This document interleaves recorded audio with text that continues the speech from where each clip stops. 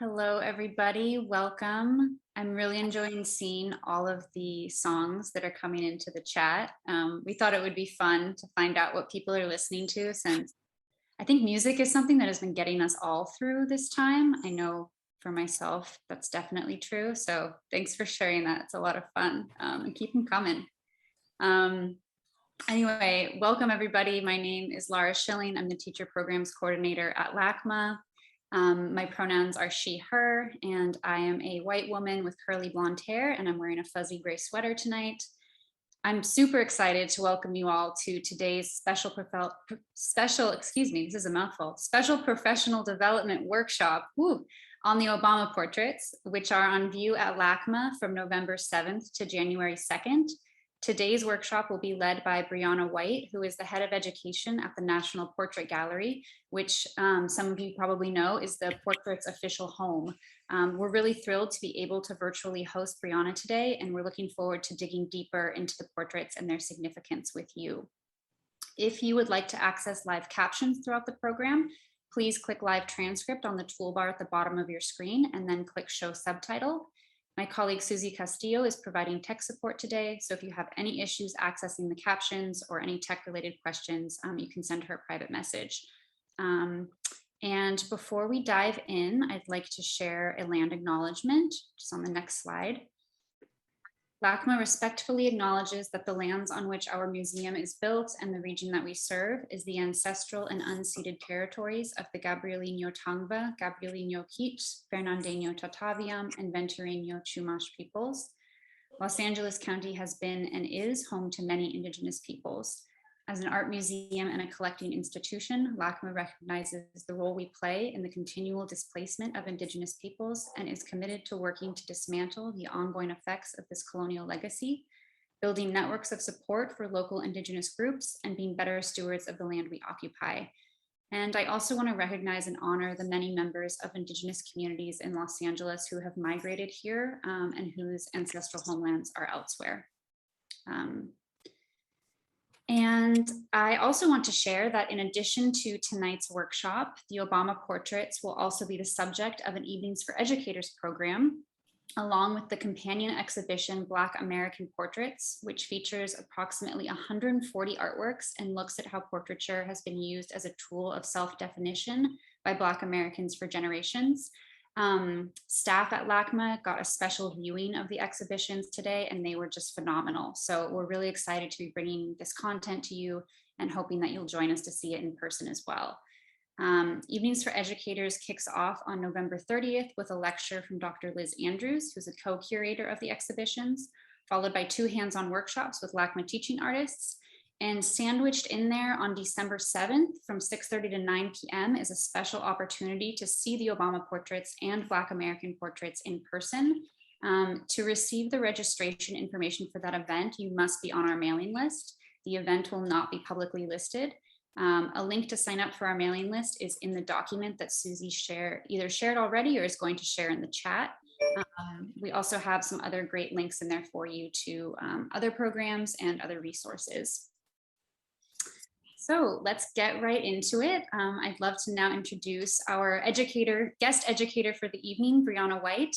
Brianna oversees the Smithsonian National Portrait Gallery's education programs, which serves the museum's access, teen, youth and family, and student and teacher audiences. Inquiry and object-based learning provide the foundation for education programs at the museum. Brianna holds a BA from the University of Virginia and an MAT with a concentration in museum education from George Washington University. Thanks so much for being with us, Brianna. Welcome. Thank you, Laura. Hi, everyone. Again, my name is Brianna White. My pronouns are she, her. I am a white woman with sort of reddish, brownish, curly hair. And I am wearing a blue, orange, and white top with a little bit of a silver necklace showing here and there, depending on what's happening with my video camera. It's so lovely to be here with all of you this evening. It would be fantastic if everybody could go ahead and mute their microphones. We are going to be predominantly sharing in the chat throughout the evening, but there might be opportunities here and there where I ask you to raise your hand and unmute. So I have a really, I hope, exciting hour planned. Well, I guess at this case, probably more like 55 minutes. And I'm thrilled to be here with you all. Remember, it's 5 o'clock where you are. It's 8 o'clock where I am. So this, right, it's been a little bit of a long day. So you're going to see me doing a lot of smiling probably. So let's talk goals for the evening. My plan is to take a deep dive into the Obama portraits with you over the course of our time together. But what I'd like to do is really focus on this idea of reading portraits and how we use portraiture to springboard into a variety of conversations. But in order to read those portraits, right, we have to spend time observing as well as analyzing and making inferences. I hope that we have an opportunity for you all to begin to I guess, really make meaning out of these portraits for yourselves. So making those personal connections. And in addition to that, to start thinking about how you might be able to use these portraits in the classroom and how you might connect them to perhaps other artworks that you use, perhaps artworks at LACMA, perhaps other readings that, that you focus in on with your students. And then at the end, I have a few resources for you all related to the Portrait Gallery and the Smithsonian. If we don't quite get there, don't worry, I'm going to share a PDF of this PowerPoint in the chat for you, and all of those links will be in the PowerPoint, along with links to all of the images that we're taking a look at today, okay? So let us go ahead and get started. So I've been at the Portrait Gallery, believe it or not. I actually think that yesterday was my 19th anniversary at the museum. So I have seen, I've seen a lot over my time there. And one of the things that I've always loved about the museum is that we have this really clear mission. And that is to tell the story of this country through the people who have shaped our history and our culture. And it used to be that we had what was called a decade rule, in which portraits could not come into the collection until the subject of the portrait had been dead for 10 years. That rule changed back in about 2000. But we are really a fairly new institution in the scheme of museums. We were created by an act of Congress in 1962. We opened our doors in 1968. So you can imagine we were a little bit behind in acquiring portraits of the presidents, because the Portrait Gallery is the only institution outside of the White House that holds a full collection of portraits of the presidents. So I would say probably for the first 30-ish years, 20-ish, 25 years of the Portrait Gallery being in existence, we were trying to catch up and acquire portraits of the presidents. And then really with President George H.W. Bush and First Lady Barbara Bush, we started commissioning portraits of the presidents and the first ladies.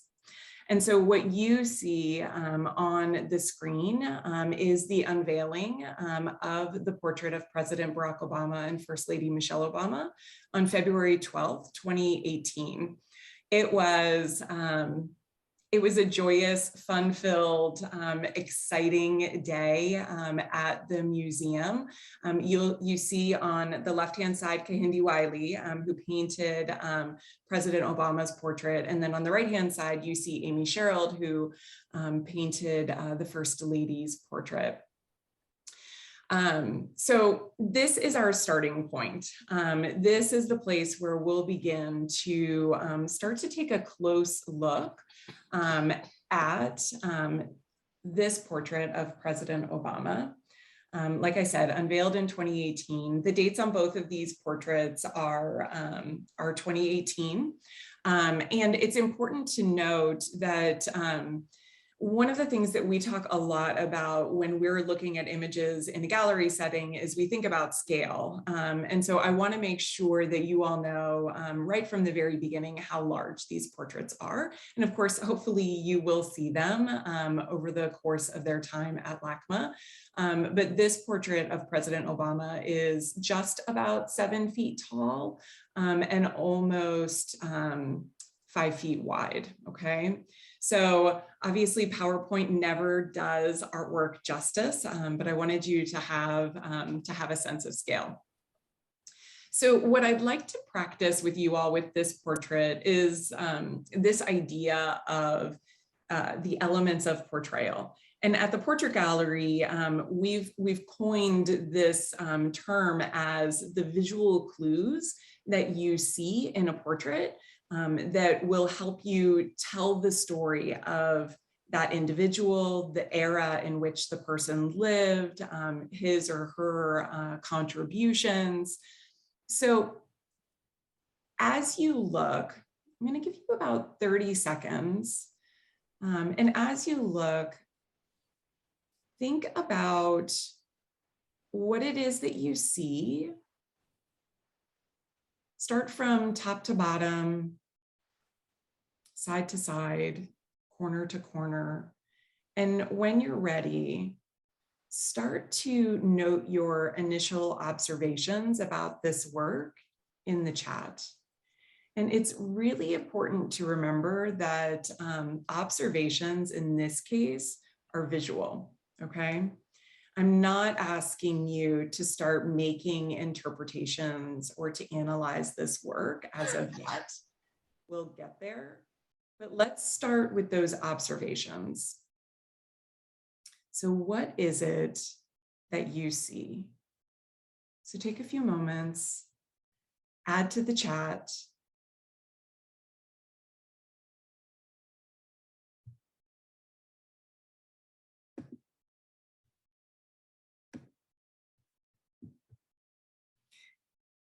And Laura has graciously agreed to help me sift through and look through the chat.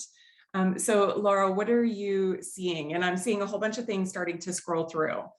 Yeah, they're starting to come in really quickly. The very first thing, which I think is so lovely, is that the leaves of the vines are reaching over his ankles. Someone says lush foliage, his posture that he's slightly leaning forward. We're noting the vibrant colors, the flowers that are kind of popping out with their color, the chair legs, possibly the staff of a walking stick, the way he's nestled in the greenery or the background, this contrast of the green and reddish brown chair. So lots of notes on the colors, like that they're bright, they're contrasting, they're vivid. Yeah. What else do we have here? Balance, natural elements, strong eye contact. His expression is maybe pensive. And I had noticed a few comments coming in about his lack of tie, perhaps his lack of cufflinks, starting to give the impression of, you know, perhaps being a little bit more laid back, right? And Juliana saying no tie. Excellent. Keep those observations coming in. We will definitely keep coming back to them. For instance, Diane says that it looks as if his feet are flowing. There is this question of foreground, middle ground, background, and how those pieces of perspective, right, are sort of all starting to collide in this piece. Okay, excellent. So, as we continue to look and as we continue to think about our observations, I do just want to call out some of the pieces that you all were saying, especially this contrast, right, between the greenery and the chair that President Obama is sitting in, and how that greenery in places is starting to overtake not only the chair, but the president as well, right? At the feet, on the arm. And yet he is still front and center, right? And he's leaning forward. And I know that there was a comment in the chat that it looks as if he is engaging with us, engaging in a conversation. And when you view this piece in a gallery setting, it really does look like you are making eye contact, the way that the portrait is installed. So there is that informality, if you will, because there is that engagement, okay? I noticed a couple of, other comments that he's larger than the chair. There is a question about the flowers and whether or not they belong in the same bush. So it's a question of what's the connection, right, between our greenery and the flowers. Okay, excellent, excellent. So when you think of other portraits of the presidents, any other portrait of any other president in history, how might this piece differ from those? I am sure that there are similarities, but at this point, I'm more interested in how this piece might differ from other portraits of the presidents that you've seen in the past. Right, this idea of being less formal, it's looking like it's outdoors, it's a fairly unique setting, right? More colorful. Kelly Ann is asking, aren't they usually standing? Sometimes, and sometimes they are sitting. We definitely have a lot of portraits in the Portrait Gallery's collection where the president is standing, okay? No props.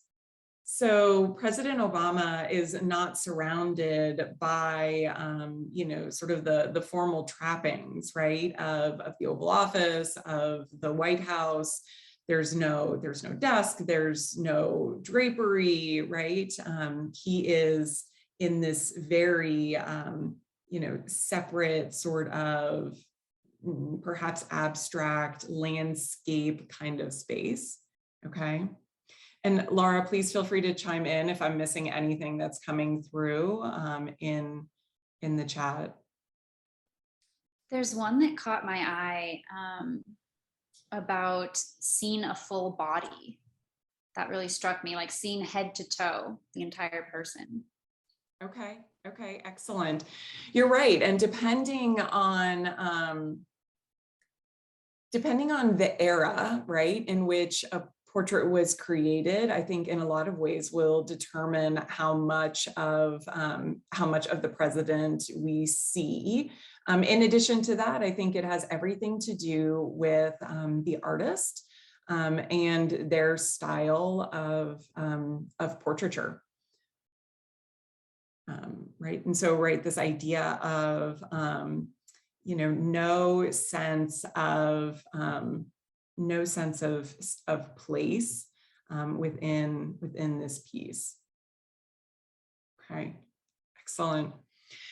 So keep those thoughts coming through. And what I want to do is I want to shift us over to the next slide. And start to talk a little bit about really the symbolism that we're beginning to see. And in this case, those symbols become objects. And if you all will just bear with me, I am going to get us back. Okay, sorry. Okay, there we go. So We're going to talk a little bit about objects in just a minute with the flowers that we see, but it reminded me that I want to make sure that we run through this list of the elements of portrayal, given the observations that you all had as we were taking a close look at this portrait. So we definitely were talking about pose and posture. We were thinking through clothing, setting or a lack thereof in this case. Objects, not the usual that we might expect, but there are objects in this piece, and we'll get to those in just a second. Medium, we talked a little bit about how this was non-traditional. It is oil on canvas. It just looks different, right, than what we've seen before. We talked about scale at the beginning of this conversation in terms of the size of the portrait itself. But the other element of scale is considering how large our subject is within the portrait. So how large the actual portrait is, and then how large and how much space our subject takes up within the portrait.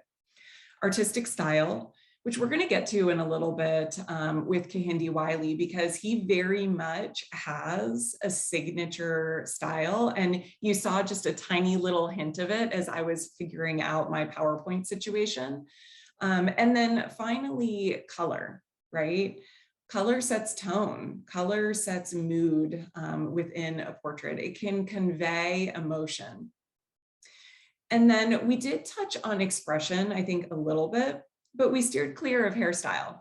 And hairstyle can actually tell us a lot, right? It can tell us about somebody's age. Depending on the style, it can tell us the era in which that person lived. So these are the elements of portrayal. There are 10 of them. And consider these elements really to be your looking toolkit, if you will, when you think about images of people. And again, it doesn't just have to be oil paintings, right? It can be photographs, it can be sculpture, it could be time-based media art, other works on paper. And then you can also use some of these elements when you are observing and analyzing other types of artwork, objects, artifacts, ephemera, etc. Okay. All right. So let's talk a little bit about flowers. And I would love to hear from all of you if you know the significance of these 3 different types of flowers, the chrysanthemum, jasmine, and the African blue lily, as it relates to President Obama. And while you're thinking through that, I wanted to start to tell you a little bit more about Kehinde Wiley's work. Generally, when Kehinde Wiley is painting portraits, he is going back into art history textbooks. And he is looking at portraits by the old masters. And he's using those images really as inspiration, if you will, to create these contemporary portraits of African-American males. And now more and more, he's painting portraits of African-American women as well.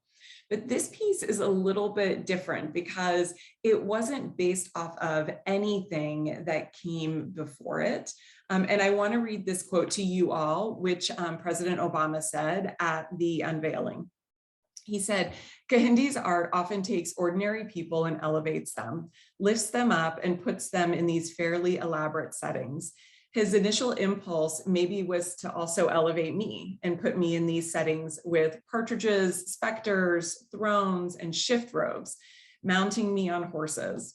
I had to explain to him, I got enough political problems without you making me look like Napoleon. You got to bring it down just a touch." And I just love that quote, because what I would encourage all of you to do is to take a closer look at Kehinde Wiley's work after this workshop. And you can begin to see the references that I made to partridges and specters and thrones and horses. Okay, what are we seeing, Laura, as far as my question about the flowers? Let's see. Okay, we're seeing some guesses about the African blue lily, maybe having something to do with his heritage. That one might be the state flower for Hawaii. The chrysanthemum might be the flower of Chicago. Chrysanthemum also signifies happiness. Excellent. Yes, yes, that is absolutely. So what Wiley was trying to do was to really take us on a journey in this portrait to show us really President Obama's pathway to the Oval Office, right? So the African blue lily is a reference to his Kenyan heritage. The jasmine is the flower of Hawaii, right, where he spent his youth. And the chrysanthemum is the official flower for the city of Chicago, which is where he began his political career. So although we don't have these specific objects that reference the Oval Office, the White House, if you will, what we do have is another sort of representation, right? Another way to tell President Obama's story. Okay, so let's shift gears to these two pieces, and I show you these as really as a reference point. So you begin to know a little bit more about Kehinde Wiley's work, and also I guess what a change President Obama's portrait is from Wiley's sort of original methodology, if you will. So the piece that's on the right is a 2005 portrait of the singer actor LL Cool J, and this portrait is owned by LL Cool J, but it is on view at the Portrait Gallery and has been on loan to us for a number of years. And then the piece on the left is a portrait of John D. Rockefeller by John Singer Sargent, which dates from 1917.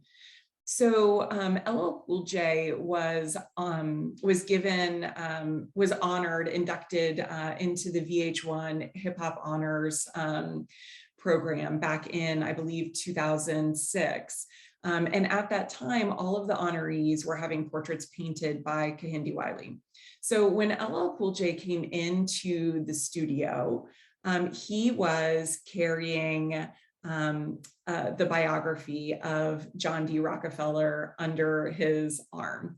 And so it became sort of serendipitous that LL Cool J was painted in this same pose, if you will, same sort of setting as John D. Rockefeller. But when you think about this idea of Wiley taking an old master painting and, sort of basically doing a 180 with it, in what ways is Wiley really sort of colliding the contemporary narrative of his work with these old master paintings, with the historical narrative? Where are you seeing that with these two portraits? How is the portrait of LL Cool J new, if you will? How is it different?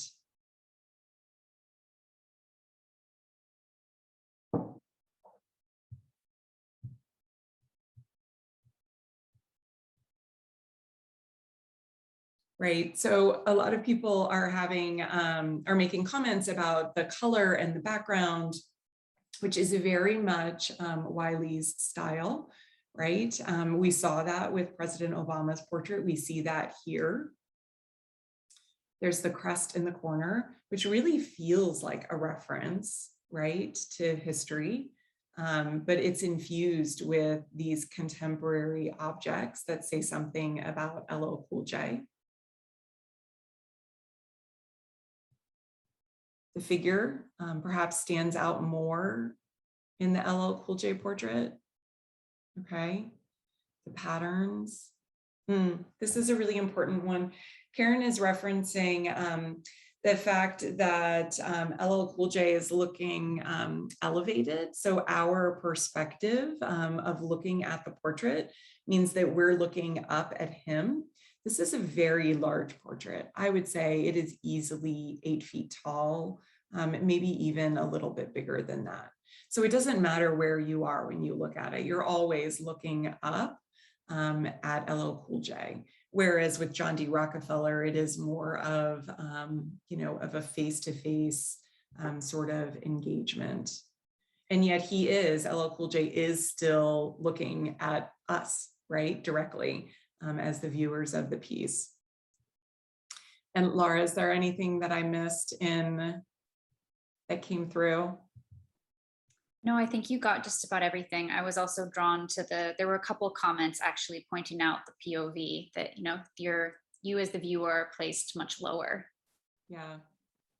Yeah, and when you think about Wiley's work, he creates really large scale work. I would actually say that the Portrait Gallery's portrait of President Obama is actually, I wouldn't say it's small by any means, but it's smaller than what one is used to when you look at Kehinde Wiley's large scale pieces, such as LL Cool J and others that he created around this time. So keep considering those elements of portrayal. And what I'd like to do is, as we shift gears and talk about this really lovely portrait of First Lady Michelle Obama, is to think back on those elements of portrayal and pull those out in your observations. So again, look from top to bottom, side to side, all around, and think about the clothing, the expression, the hairstyle, color,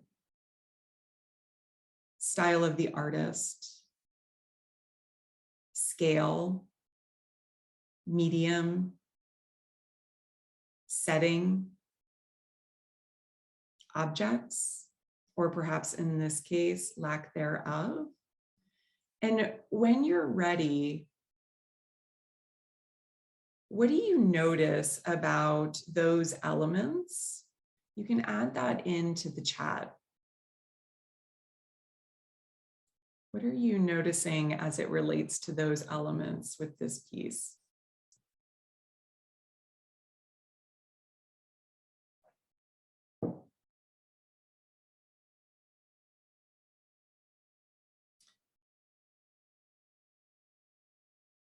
So I'm seeing things come through.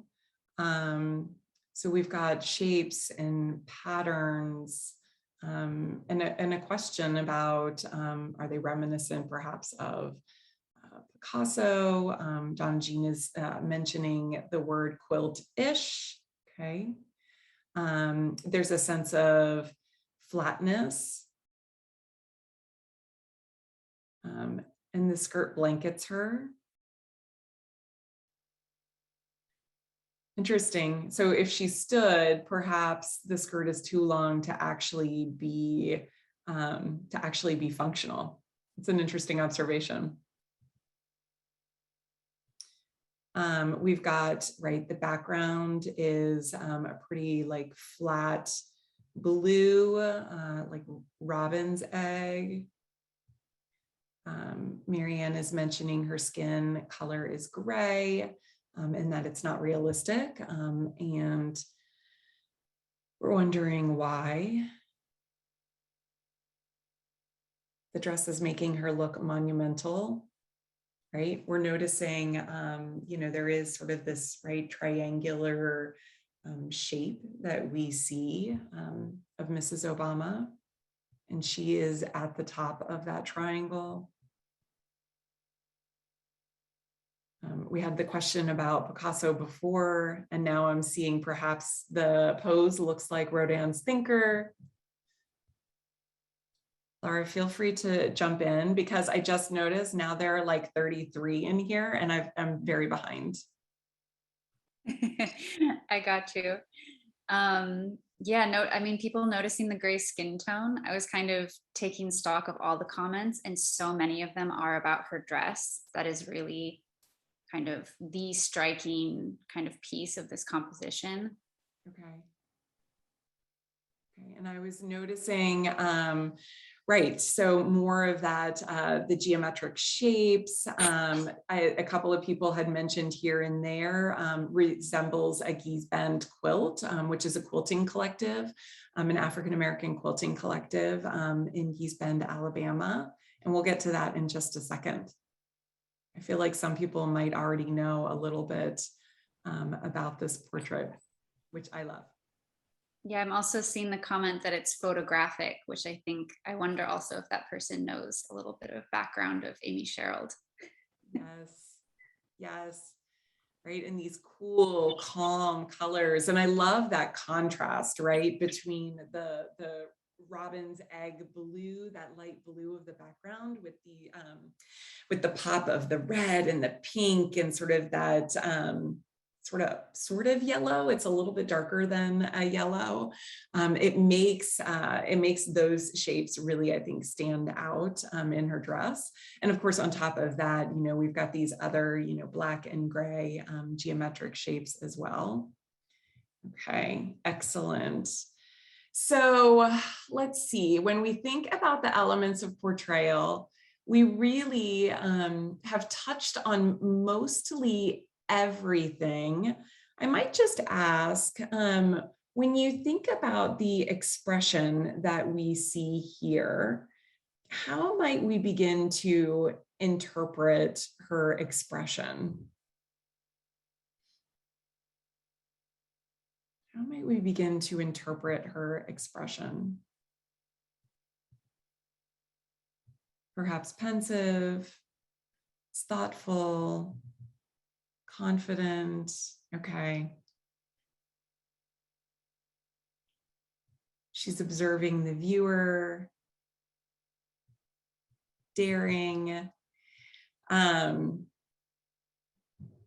Perhaps it's introspective. I love that the way that we view her expression is very much, part of the way that we begin to make those personal connections, because it might have everything to do with what you're seeing, or it might have a lot to do with perhaps what you know about the First Lady as well. Okay, so there were a few comments that have come through about the grayscale of Mrs. Obama's skin tone here. And this style, this grayscale, is called en grisé. And I'll show you a couple of other portraits by Amy Sherald in just a few moments. But this is very much how Amy Sherald creates her portraits. They are all in these variations of grayscale. So really what Sherald is doing is similarly to Kehinde Wiley, who is really engaging in the history of formalized painted portraiture. Sherald is doing something similar, but she's really engaging in the history of photography. So photography, I would say for the more so for the everyday people, was created in 1839 with the daguerreotype. And then shortly thereafter, cartes de visite became really popular. And it was this turning point in portraiture, because photography really democratized portraiture. It allowed it to be available to more and more people. Gone were the days where you had to commission a portrait, sit for the portrait, et cetera, et cetera. So more people could just go into a photography studio and have their photographic portrait created. And so Sherald is really using this history of photography to tease out these narratives of contemporary African-American life through her portrait. And so she really is thinking about these definitions, right, of race, of representation, of how we are thinking about color as it relates to race. And she's been quoted as saying that, I grew up looking at photographs. My mom had a place where she kept all of her photographs, and I would pull them out, and I never got tired of staring at these gray pictures of my grandmother. Sherald has said that those pictures helped her find herself and her Black identity in a history of art that had largely left her story out. So in a way, she's using this grayscale, right, to look back, but also to reclaim that story, okay?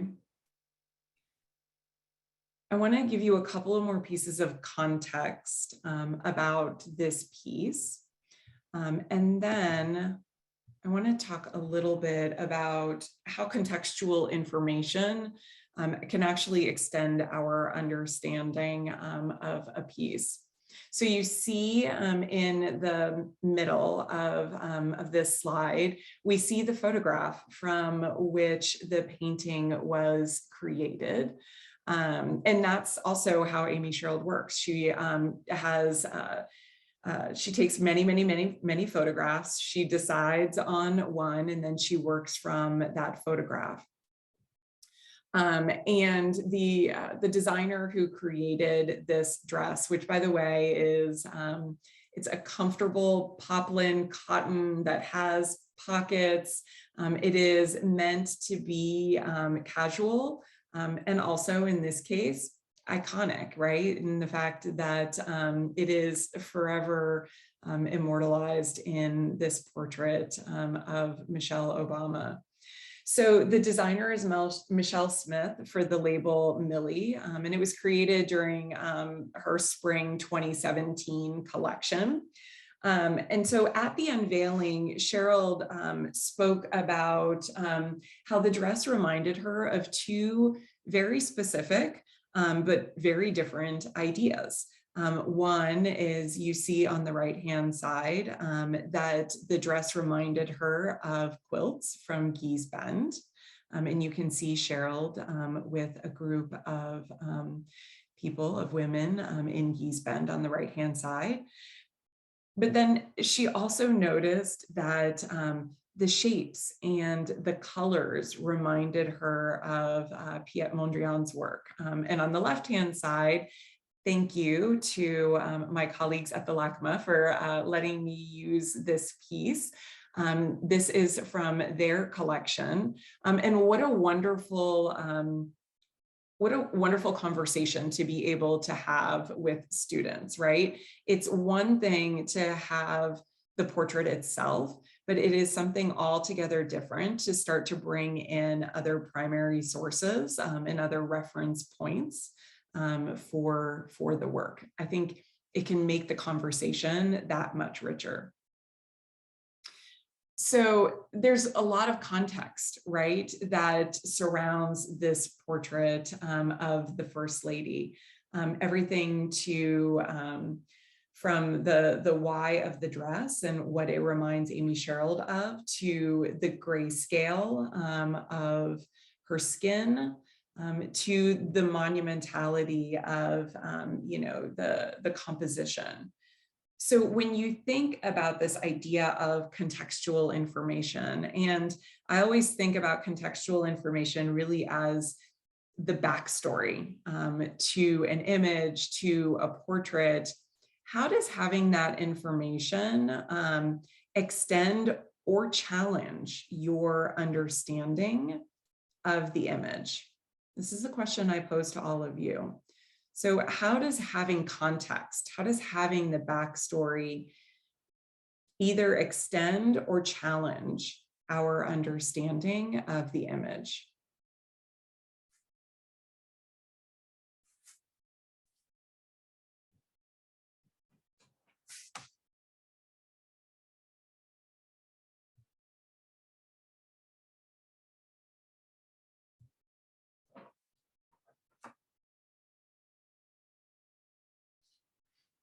As comments are coming in, I was just reading Lauren's comment about how the photograph that Amy Sherald used has greenery, and yet the painting itself has that solid blue background. But right, vice versa, the portrait of President Obama has that very lush greenery in the painting. So there's this idea that it helps to clarify our understanding. Having that context helps to understand why the dress is highlighted. There's a sense of intention, right, that we get once we have a little bit more of that context. So we can think through intention, we can think through purpose. This idea that perhaps it's a richer experience when looking at the object if we have a little bit more information about it.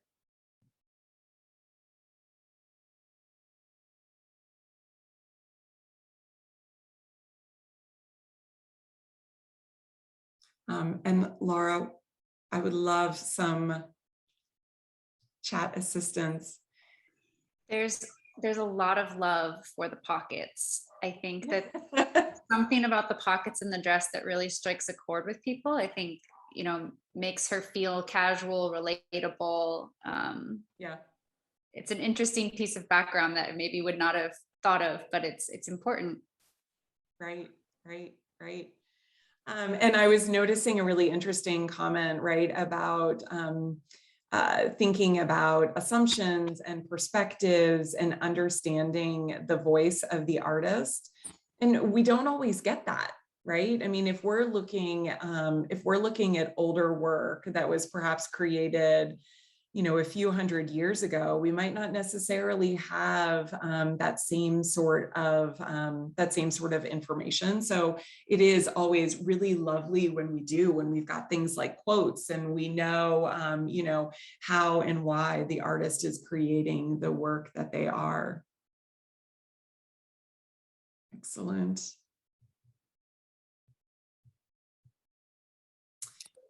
You all are making my heart so happy with all of these really wonderful comments in the chat. Laura, go ahead. You were going to say something. Oh, I just really loved how somebody took the idea of the pockets another step further and said that they make them think of utilization or pragmatism, right? So you're almost getting into political values just from thinking about the pockets on her dress. That's amazing. Great. Wonderful. Thank you all. So now I want to stop here really briefly. So you have, again, this idea of a reference point for Amy Sherald's work. So the Portrait Gallery actually has I think a good relationship with Amy Sherald because at our 2016 Outwin Bucciver Portrait Competition, which is the only national portrait competition that's held in the United States, and it's held every 3 years. Amy Sherald won that portrait competition, and it was for the painting that's on the left-hand side called Miss Everything.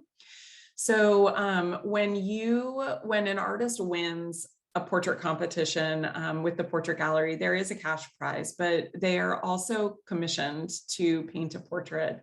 And it just so happens that the portrait that she was commissioned to paint on behalf of the portrait gallery was the portrait of Michelle Obama.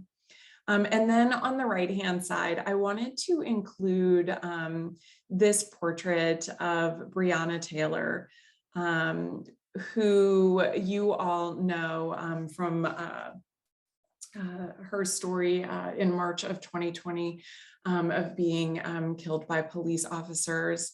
So Amy Sherald was commissioned by Vanity Fair to paint this portrait of Breonna Taylor for their September 2020 issue of Vanity Fair.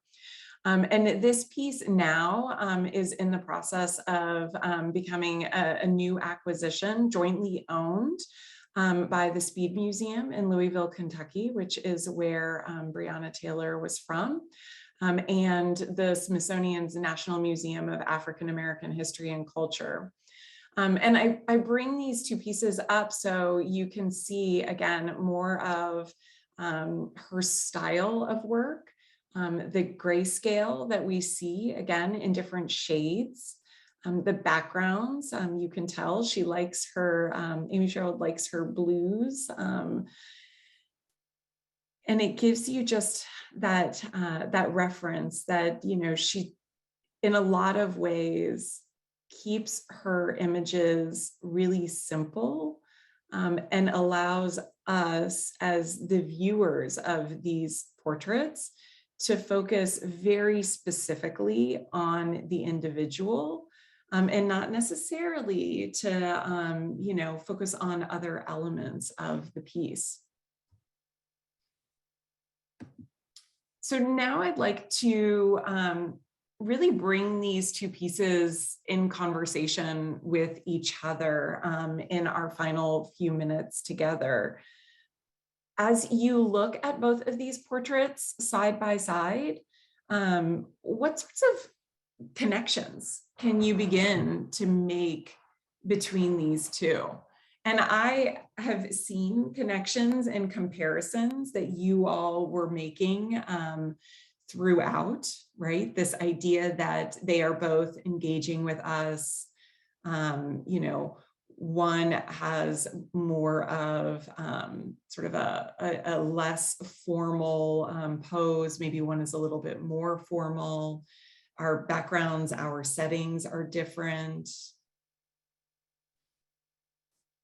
Marianne is saying they both seem to listen to what the viewer might have to say. I love that. It feels almost as if we can approach them, right? They are engaged with us. They both have these hand gestures.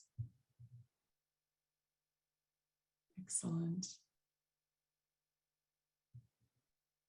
And they're welcoming, and they're equals.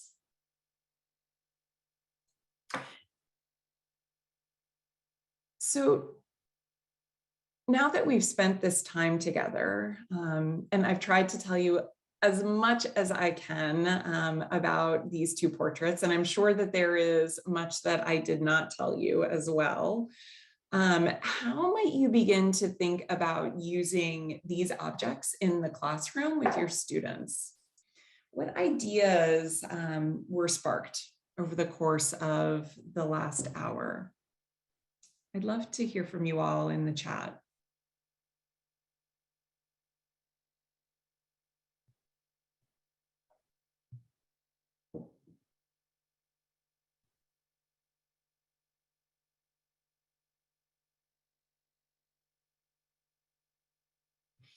So while you all are typing into the chat, I'm just going to answer Lauren's question. So at the portrait gallery, these two portraits are installed in different exhibition galleries. So the portrait of President Obama is in our America's Presidents exhibition. And then the portrait of Michelle Obama is upstairs on the 3rd floor in our Contemporary Americans gallery space. And I'm not sure, Laura, how are they going to be displayed at LACMA? Are they side by side? Yes, they are side by side at LACMA. You all are so lucky. Yeah, and they're hung very low. So you almost are at eye level with them, not quite, but they're hung really low. So they feel very accessible. That's how I felt today when I saw them, that they were just right there welcoming me. Yeah. Oh, that's amazing. I love that. All right, so I see we have responses coming in about how you might be inspired to use these works with your students. Laura, I'm definitely going to ask you to help me. I see a couple of things right off the bat about communicating with color and, you know, the cool versus the warm tones and shades. Yeah, I'm seeing a lot of the comments kind of fall into 2 camps. One is thinking about, like you're saying, the color and creating their own portraits. So more of kind of an art making direction. And then I'm also seeing a lot of analysis, thinking about the significance of symbols and props and the artist process and their references. Yeah. Yeah, one of the activities that we love to think about is, you know, if you could create a portrait of an individual, you know, what are the objects that you're going to place with them, and what sort of setting are you going to place them into, right? Because those 2 aspects of a portrait, they really help us get at the biographical information of those specific subjects.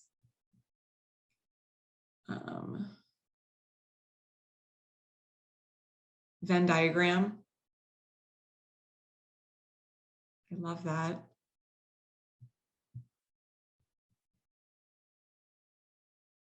And having students think through mixed media.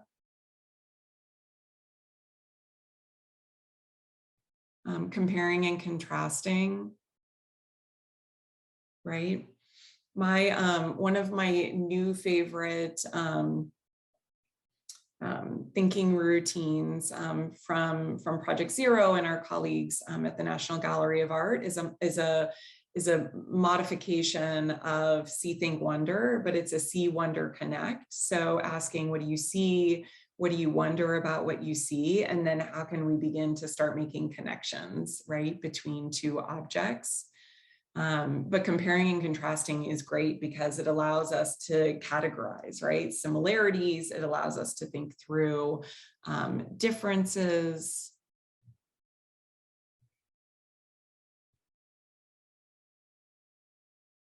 Anything else that I'm missing, Laura? I see a lot of really wonderful comments coming in, thinking through the difference in styles, different media. No, I think you got it all. I'm not seeing anything that we didn't capture before. Okay. I did get a question actually though from somebody, a private message asking if they can bring cameras into the gallery when they view the portraits. And the answer is yes, just no flash photography. Excellent. Okay, so everyone, I am putting into the chat the file of the PDF from this evening. And I will just add that I'll run through these slides really quickly. This is more information about various resources at the Portrait Gallery. I would highly encourage you to check out the Smithsonian Learning Lab, which is an online educational platform that brings together all of the collections of the Smithsonian. Because remember, it's not just the Portrait Gallery. We are, 19 museums, research centers. And so all of our objects that have been digitized are on Learning Lab.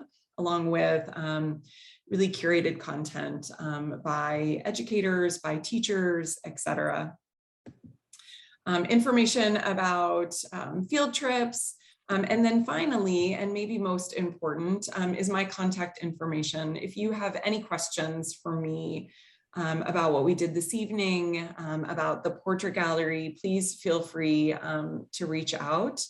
I say this to every single teacher group that I have worked with forever and ever and ever. You all are my most favorite audience. And so I am happy to do whatever I can for you all. Just let me know, okay? With that, thank you. Laura, I'll turn it back over to you.